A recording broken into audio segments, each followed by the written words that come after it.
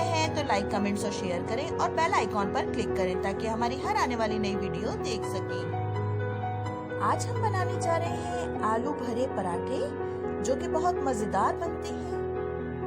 इसके लिए हमने आलू ले लिए हैं जिसको हमने बॉईल कर लिए थे। हमने छोटे और बड़े साइज के आलू ले लिए हैं। ये इसमें कोई मसला नहीं है क्योंकि ये हमें मैश कर लेने हैं।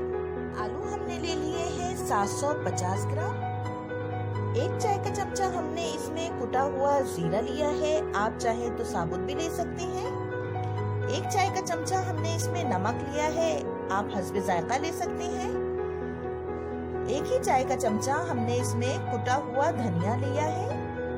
इसमें हमने ले ली है 1 चाय का चमचा कुटी हुई लाल मिर्चें, 4 से 5 अदद बारीक कटी हुई हरी मिर्चें और 3 से 4 खाने के चमचे हरा धनिया हमने इसमें ले लिया है। हम इन तमाम आलू को अच्छी तरीके से मैश कर देंगे।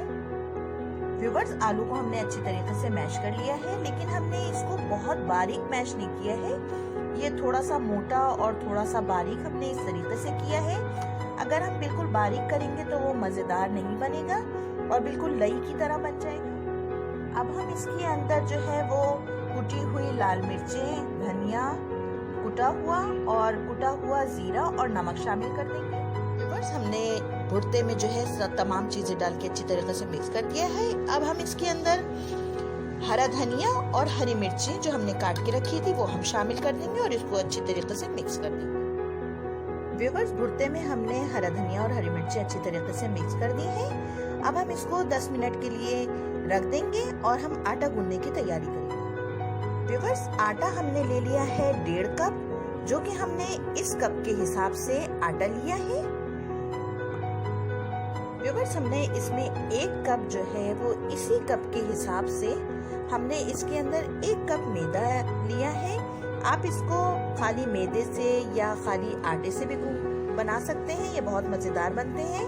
हमने मैदा इसमें थोड़ा सा क्रिस्पी हो जाए हमारे पराठे, तो इसलिए हमने इसमें शामिल किया।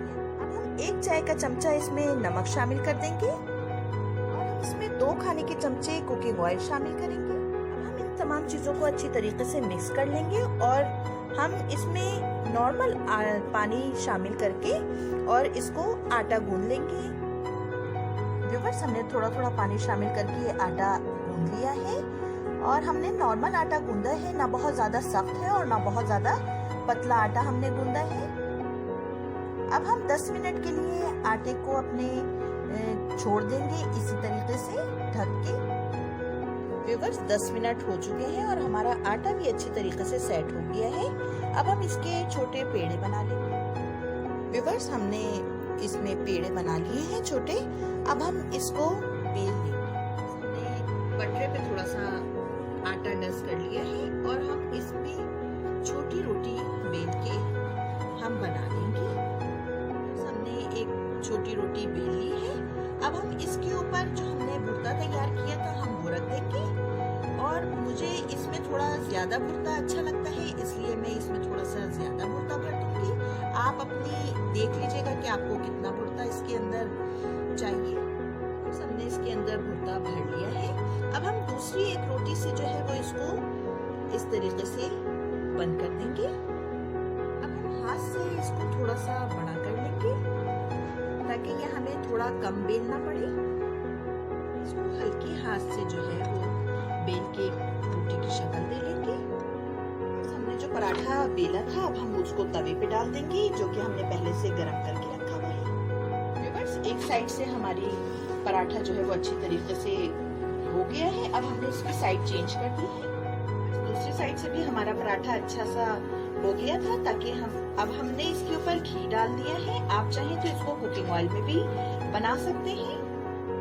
बस हम इसको अच्छी तरीके से सेक लेंगे। अब हम इसको पलट के भी सेक लेंगे। हमने पराठा अपना दूसरी तरफ से भी अच्छा सा सेक लिया है और देखिए ये कितना क्रिस्पी पराठा बना है हमारा। व्यूअर्स, हमारा पराठा बनकर तैयार हो गया है। देखिए ये कितना अच्छा पराठा बना है।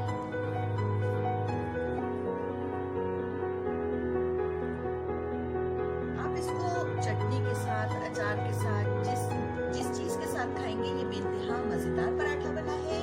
हमारी रेसिपी से इसको ज़रूर ट्राई कीजिएगा। अपनी अगली वीडियो तक के लिए